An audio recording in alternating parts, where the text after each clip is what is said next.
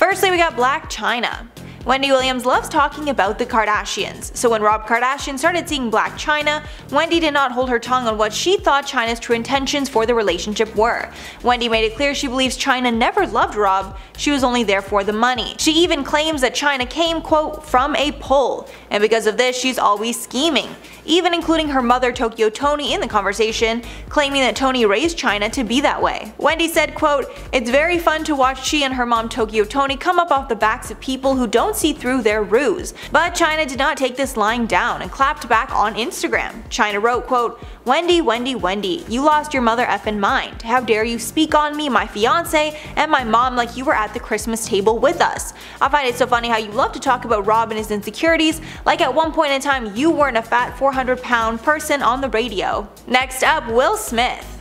Will Smith is considered an unproblematic king because he rarely gets into scandals or causes drama with other people, but he just couldn't hold his tongue on his disdain for Wendy Williams, and he decided to rap about her in one of his songs to try and get through to her.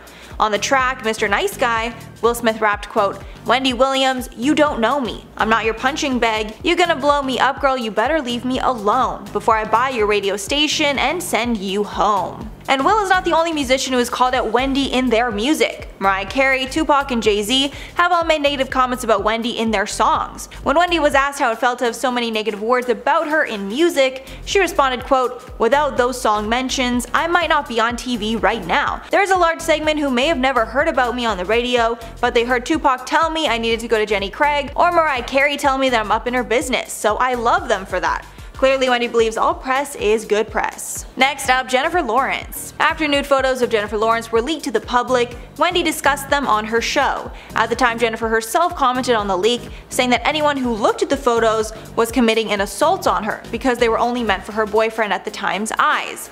Adding, quote, "It's my body and it should be my choice, and the fact that it's not my choice is absolutely disgusting."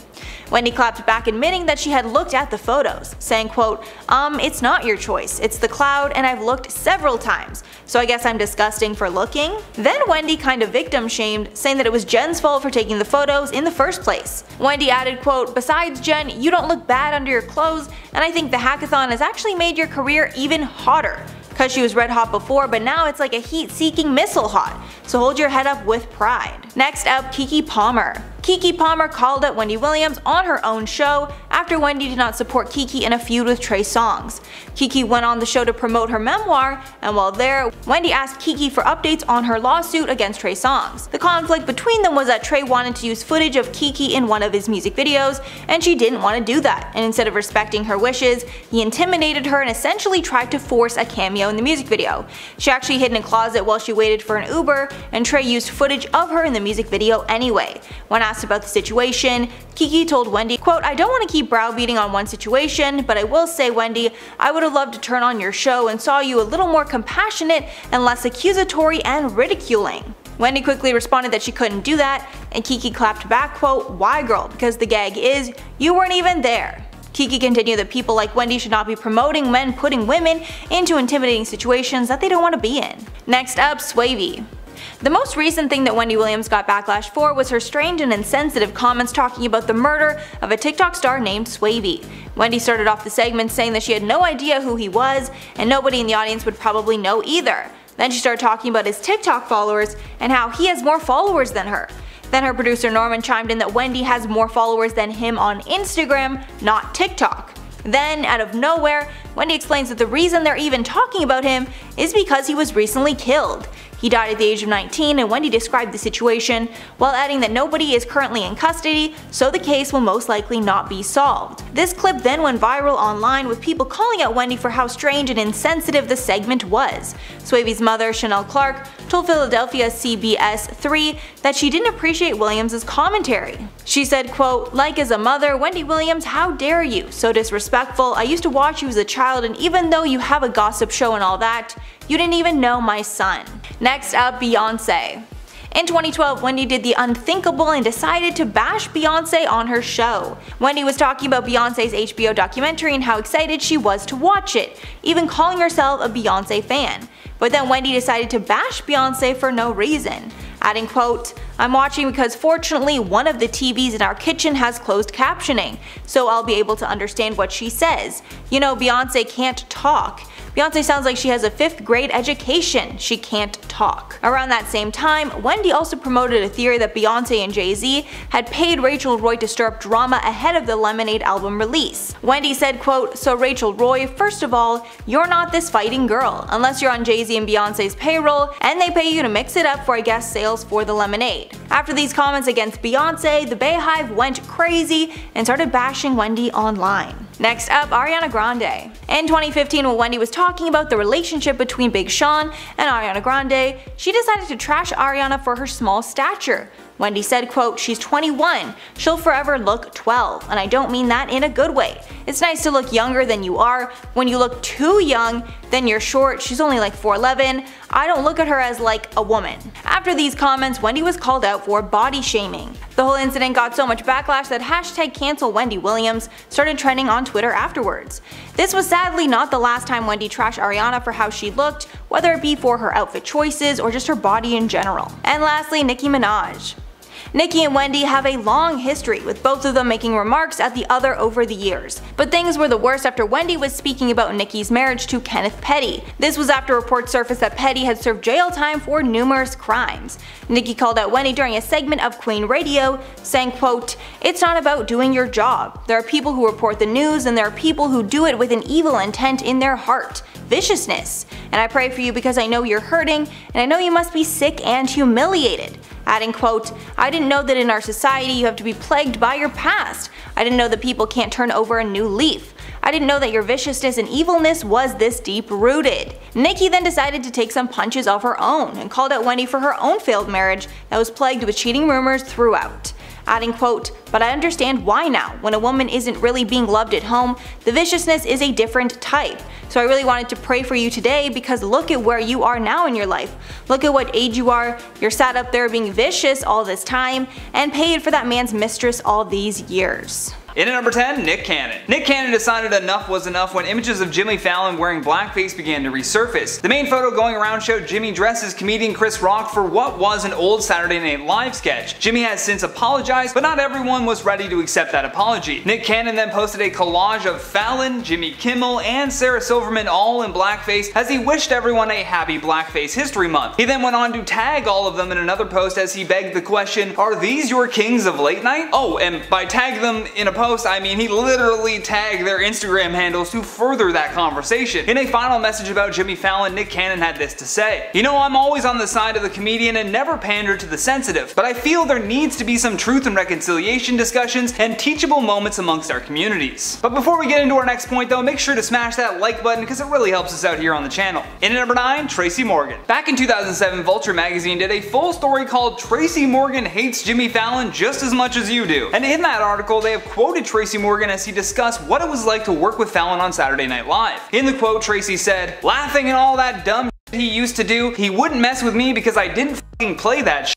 That's taking all the attention off of everybody else and putting it on you. Like, oh, look at me, I'm the cute one. I told him not to do that in my sketches, so he never did." Some people may have viewed Jimmy's laughter as a sign of nervousness, or perhaps he thought the sketch was just so funny that he couldn't keep a straight face. However, with this direct quote from someone who worked alongside him, it's become clear that the laughter is more for attention than anything else. I mean, we can't fault him for wanting more attention on a show that is widely known to be super competitive within their own ranks. The stories about Saturday Night Live cast members backstabbing each other to get their sketches on air is endless. And it turns out Tracy Morgan wasn't about to have Jimmy steal any of his spotlight. In at number 8, Shawn Mendes. So far, singer Shawn Mendes has had 2 appearances on The Tonight Show with Jimmy Fallon, and we're not sure why. Nothing against Shawn, but that first appearance was very awkward. Shawn first appeared on the show back in 2016 and came on to help Jimmy with singing songs on the spot. Unfortunately for Shawn, Jimmy gave him a late cue to start singing, which made Mendes look extremely unprofessional and completely out of his element. Even though that wasn't the reality, it certainly came off that way. In at number 7, Banks. How excited would you be if you were a musician and then suddenly you heard your song being played on a late night talk show? Sounds like a dream come true, right? Well, for the South Sudanese-born rapper named Banks, it was his biggest nightmare. Banks became well known, especially in Australia, for his viral hits such as Take You to the Movies and Meet Me on Facebook. However, it was his song Take You to the Movies that received a rather unflattering review from one Jimmy Fallon. In a segment called Do Not Play, Fallon ridiculed Banks for the song and even mocked his performance by mimicking him. In response to this, Jimmy made a new enemy in Australia, and Banks put out a Jimmy Fallon diss track called Do Not Watch. In at number 6, Don Rickles. Comedian Don Rickles was an absolute legend, famous for being able to humiliate an entire room of people just by himself. Doesn't sound that impressive, but writing good roast jokes can be very difficult, and this man was able to think of them on the spot and deliver it with ease. This moment he has with Jimmy Fallon can be very telling though, as Don Rickles showers Jimmy with compliments before arriving at the conclusion that he has never liked the late night host. Rickles has been appearing on The Tonight Show since Fallon was in diapers, so the moment that he was on the show he took complete control and warned us that Fallon carrying on the show may have been a bad idea. He said he was great at impressions, but then mocked the size of the audience, and this was pre-COVID. He also mentioned that Jimmy should enjoy the show while he has it because it's probably not gonna last. In at number 5, Ricky Gervais.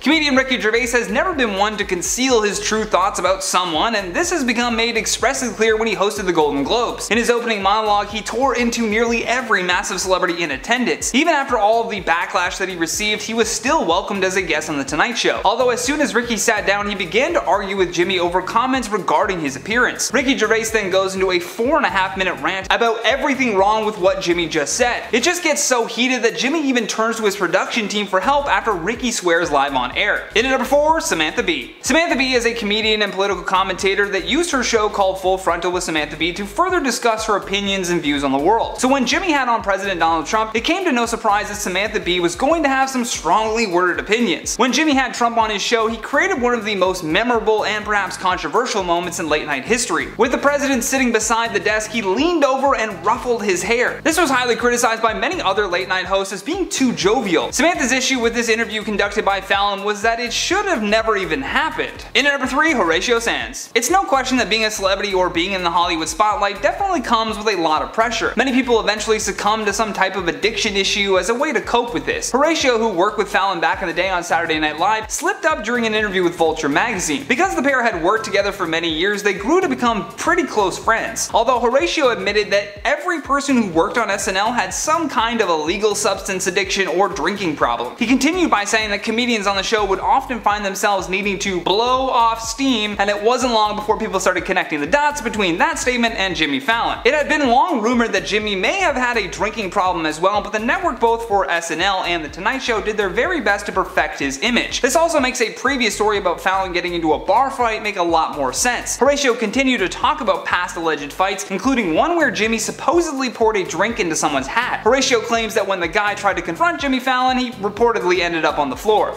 In at number 2, Roger Waters. For those of you who don't know, Roger Waters along with musician Syd Barrett are the founding members of the legendary rock band called Pink Floyd. The pair played together for many years before Syd eventually left the band. Although his diagnosis was never made official, many speculated that Syd Barrett could have been suffering from schizophrenia. In addition to his mental illness going unchecked, he was also experimenting heavily with psychedelics, which certainly impacted the music that Pink Floyd had created. However, Syd's brain chemistry did not bode well with mixing these drugs with his already distraught state of mind. When discussing this on The Tonight Show, you can visibly see Roger begin to get uncomfortable. Like, you can tell that even this long after Syd's passing, it never gets easier for him to talk about. Now, the part where he inadvertently warns us about Jimmy Fallon is how Jimmy responds to this emotion. Instead of matching his energy and being more gentle with the conversation, Jimmy catapults himself out of the uncomfortable zone and immediately begins to try and crack jokes, which lands us at this awkward departure. Yeah, absolutely. Well, I can't wait to see you, and I'll be at every show screaming. I'll be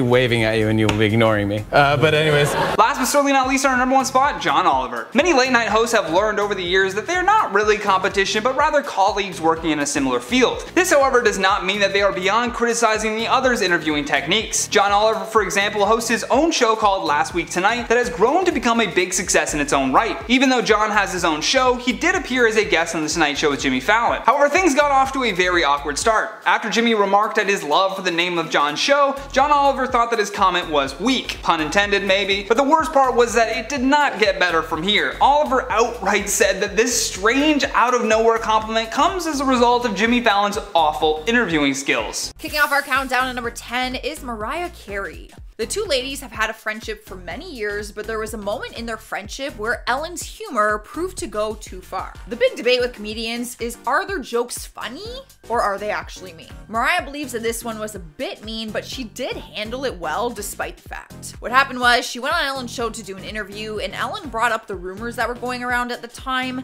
that Mariah might be pregnant. Right away, Mariah says, "Let's not talk about that." But then Ellen takes out 2 glasses of champagne and tries to force her to drink it to prove that she's not pregnant. Mariah is hesitant, and it might be because she was in her early stages of pregnancy at the time, and oftentimes females don't want to reveal it because in the first trimester, miscarriages are common. Sadly, Mariah did have a miscarriage and revealed the news later down the road. I personally watched this video and I did not find it funny. I feel like forcing someone to drink alcohol to prove if they're pregnant or not, like, I get the joke, but probably not a good one, Ellen. Up next, number 9 is Dakota Johnson. Back in 2019, the actress sparked a fire on the internet after she went on the Ellen show for an interview. The two of them have had this ongoing debate on whether or not Ellen has been invited to Dakota's birthday parties. In 2018, Dakota admits that she didn't invite Ellen because she didn't know that she would want to be invited. So she invited Ellen in 2019, but Ellen didn't show up and gave no explanation. But when Dakota went on her show, Ellen called her out and said that she didn't invite her to her birthday party again. The tension was super awkward to watch, I'm not gonna lie. And Dakota says, "Actually, no, that's not the truth, Ellen. Ask everybody. Ask Jonathan, your producer." Ellen's producer live ends up confirming that she was invited and didn't go. You can tell that Dakota was not taking Ellen's shit this time and was making sure that everyone knew that she was invited. Not sure why Ellen was trying to make it look like she wasn't, but the whole thing was super, super awkward. Like, I wish they could have just removed that whole part from the interview. Swiping the number 8 spot is Mark Ruffalo. You're probably wondering what the hell kind of beef he has with Ellen. It all just seems very random, not gonna lie, and it kind of is. Remember when the world went to a frenzy because Ellen was sitting with George Bush at a Dallas Cowboys game? She received a ton of hate for it, but did a monologue on her show where she said that they are friends despite their different beliefs. Like she always does, she spoke about kindness and said that she chooses to be kind to everyone. But Mark didn't agree with that and let his feelings out in a tweet. He wrote, "Sorry, until George W. Bush is brought to justice for the crimes of the Iraq War, including American-led torture, Iraqi deaths and displacement, and the deep scars, emotional and otherwise, inflicted on our military that served his folly, we can't even begin to talk about kindness." Clearly, he does not agree with Ellen's decision on who she chooses to have in her friend circle. Rolling into number 7 is Kelly Ripa. She was one half of the morning show's favorite couples. Her and Michael Strahm were co-hosting Live with Kelly and Michael from 2012 to 2016. But then Michael suddenly announced that he was leaving the show to join ABC's Good Morning America, and his relationship with Kelly began to crumble. Most hosts decided to remain neutral on the conflict, but Ellen invited him on her show, which hurt Kelly's feelings. Source said that Kelly was livid and said, I quote, "Cozying up with Michael was like telling the world she had taken his side and she was taunting Kelly." People had different opinions on the situation though. Some believe that Ellen's decision wasn't intentional, while others thought that she knew what kind of outcome would come from it. Moving on to number 6 is Kathy Griffin. Alright, so they've had drama for a while now apparently. It's been an ongoing feud and it all comes down to whose side of the story you will believe. In 2016, she published a tell-all book called Kathy Griffin Celebrity Run-Ins, My A to Z Index. In the book, she dished out dirt on about more than 100 celebrities, and Ellen was one of them. She wrote, "I'm almost positive a certain beloved daytime talk show host once had me kicked out of a backstage dressing room at the Emmy Awards. I can't prove it, but this person, who has short blonde hair, has a mean streak that all of Hollywood knows about." But Ellen denies the story and says that Kathy is the mean one. Rumors were claiming that Ellen banned her from her show, but Ellen spoke about it during the interview and said, "I didn't ban her from the show, because first you have to be on the show to be banned." Shots fired. Ellen is sassy. Halfway into our list, number 5 is Caitlyn Jenner. Back in 2015, Caitlyn went on Ellen's show and made a shocking confession, or so it seemed. During her interview, Ellen asked her what her stance was on same-sex marriage, and she said that there was a time that she did not support it. Ellen fired back at her immediately and made it seem like she wasn't supportive of the LGBTQ community. And then, after the interview, Ellen took shots at Caitlyn while talking on the Howard Stern show. She said she was unfairly passing judgment about gay people and marriage. But it turns out that wasn't the case, and Caitlyn was not happy that she was trying to paint her in that light. Caitlyn opened up about the full story and said that she had actually talked to Ellen on the phone prior to taping the interview and convinced her to discuss her shifting stance on marriage equality. But then Ellen kind of flipped the switch on her during the interview and made it sound like she was against it. That all does seem pretty sketchy. And at number 4 is Joan Rivers. The icon has passed away and is not able to speak on her side of the story anymore, but Kathy Griffin chose to tell it, which is also one of the reasons that her and Ellen still aren't very friendly with each other. Kathy opened up to Variety and said, "One of the things that really hurt Joan, and we talked about it at our last meal together, was that Ellen always shunned her and Ellen thought she was vulgar and not funny." Apparently, despite all of their drama, Kathy still reached out to Ellen to check if she was going to do a tribute for Joan after she died in 2014, but claims said that Ellen did not want to. Kathy finished her story by saying that she wished Ellen would have celebrated her more because she has such an incredible platform, and Joan was the one who broke the glass ceiling for women talk show hosts. So she should have gave like a really nice tribute to her, is what most people believe. Coming into number 3 is Niki Tutorials. The YouTuber went on Ellen's show for an interview earlier this year and was quick to go on the internet and start sharing how bad her experience was. Like Ellen, Niki is also a big influence in the LGBTQ community after coming out as transgender on her channel. Before her interview, she gushed online about how excited she was to go on the show because she was a big fan of hers. But after the airing, she said that Ellen didn't even say hi to her before going on stage and said that the whole experience just felt very cold and distant. She also admitted that she didn't even have a place to go to the bathroom, claiming that the closest bathroom to her was reserved for the Jonas Brothers and that she was not allowed to use it. I feel like that's kind of illegal. Where was she going to the bathroom then? Swiping the number 2 spot is Susan Sarandon. She too did not agree with Ellen's speech about being friends with George W. Bush. When Ellen spoke about the controversy on her show, she said, "I have friends who don't think the same things that I do. When I say be kind to one another, I don't mean only the people who think the same way you do. I mean be kind to everyone." Susan tweeted a response and posted a quote from Out magazine saying, "But missing the point entirely, DeGeneres framed the issues as simply a matter of her hanging out with someone with different opinions, not a man repeatedly accused of being a war criminal." Clearly, I just think that everyone's gonna have their own opinion on that situation. If Ellen can pick and choose if she's friends with George Bush or if she's not. Yeah, I feel like that everyone's gonna have a different opinion on that. And I'm gonna keep mine to myself. In the number 1 spot is Kevin T. Porter. You know things are bad when a comedian offers donations online in exchange for stories about Ellen being one of the meanest people alive. His words, not mine. That is right. Kevin tweeted out that he would donate to Los Angeles Regional Food Bank if people would share a story when Ellen was mean to them. He quickly got over 2,000 replies with people sharing stories of her being rude. He was wanting to show everyone that Ellen is not what she appears to be and thought if people could see all of these stories at once, it would help shed some light on that. He was exchanging $2 for every story, but then it got hard to tell which stories were real or not, so he just donated $600 and then attached the screenshot of his receipt. So he actually did donate the money. However, I feel like you are going above and beyond to try and expose someone for being mean. And isn't that kind of mean? First up, Meghan McCain. Following Whoopi's controversial comments on the Holocaust, her former co-host on The View, Meghan McCain, decided to share her disappointment with the comments. For a refresher, the women were talking about the book Mouse and how it was banned in school in Tennessee. The book talks about the Second World War and what it was like to be Jewish during that terrifying time.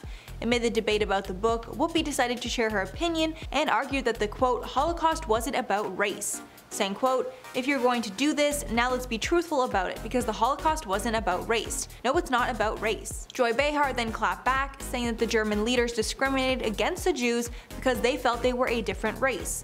Goldberg countered that it was not about race, rather quote, about man's inhumanity to man. Anna Navarro then chimed in saying it was about white supremacy and going after Jews and gypsies, though Goldberg doubled down and stated that quote, these are two white groups of people, which in her mind meant it was not about race. Following the episode, viewers were outraged at Whoopi's comments and called them dangerous and ignorant because she is completely wrong.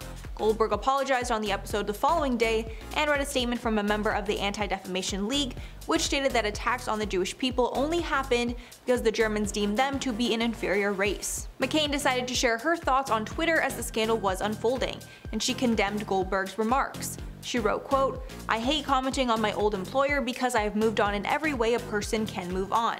That being said, I am an activist against anti-Semitism, and it's a big part of my life. The growing threat is real and everywhere. I am heartbroken about what was said. McCain called the comments bizarre, incoherent, and even dangerous in a column she later wrote for the Daily Mail.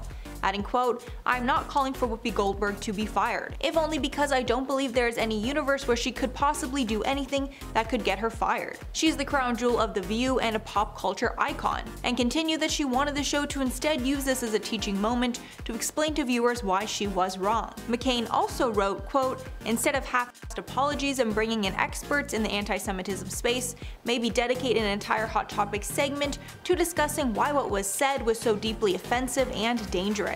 Instead of listening to McCain's idea, the network instead decided to suspend Whoopi for 2 weeks, which many felt is not a punishment and actually just a cop-out that will take attention off the situation. Next up, Bella Thorne.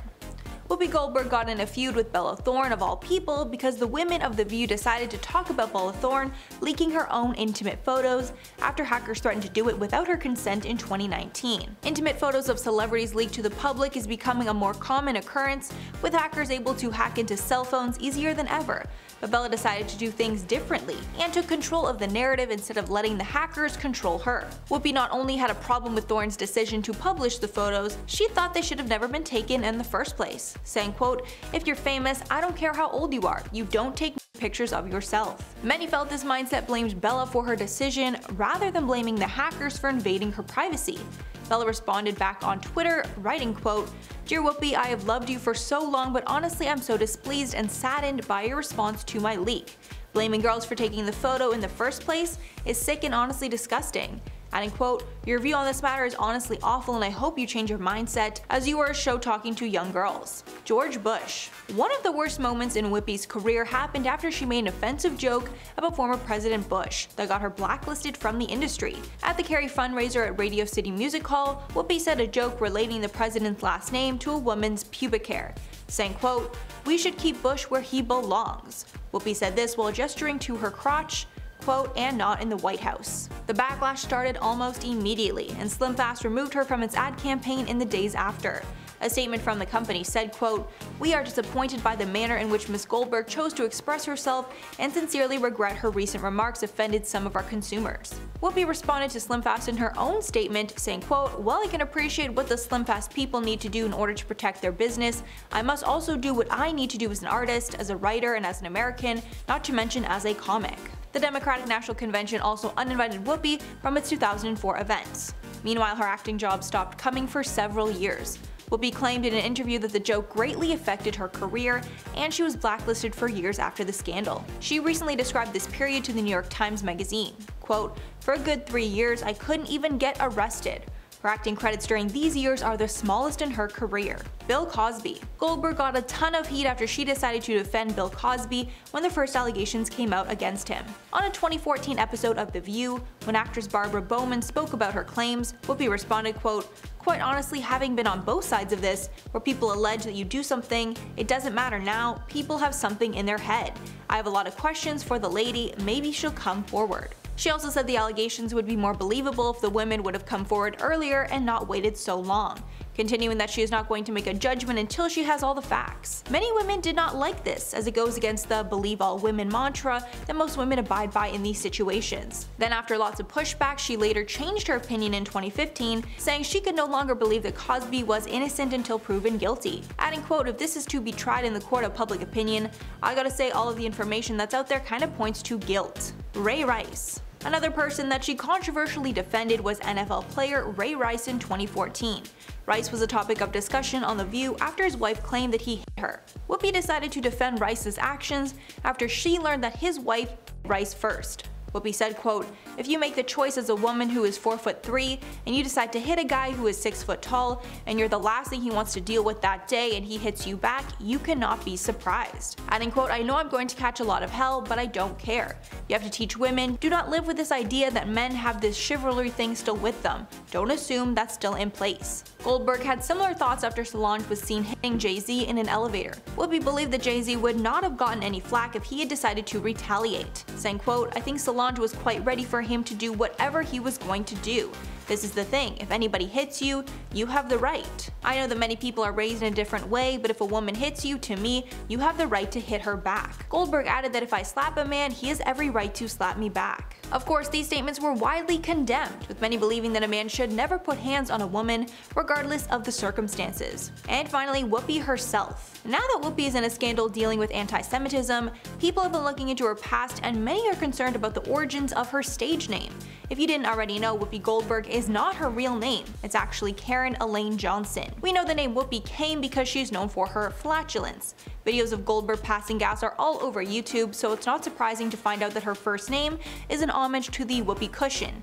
When speaking about her name, she told NBC News that she was lucky she had gotten the name Whoopi versus Stinky, since she's known for the sound and not the smell. However, the second part of her stage name is where the controversy starts. Whoopi chose the last name Goldberg because she wanted to sound more Jewish. Her and her mother believed that having a Jewish last name would help her to get roles, which gives into the dangerous stereotypes that Jewish people control the media, which is far from the truth and is the cause of a lot of anti-Jewish rhetoric. During an interview with Vulture, Whoopi said, quote, "So you have people who say, well, why is your name Whoopi Goldberg? You just want to be a white woman? It's like, no, I've been black the whole time." Goldberg has said that she has some Jewish ancestry and that she took her surname from a faraway relative. However, she did admit that her mother preferred the name Goldberg to Johnson when she wanted to get into Hollywood. Goldberg's mother reportedly thought her middle name Johnson wasn't, quote, Jewish enough for her to succeed in Hollywood.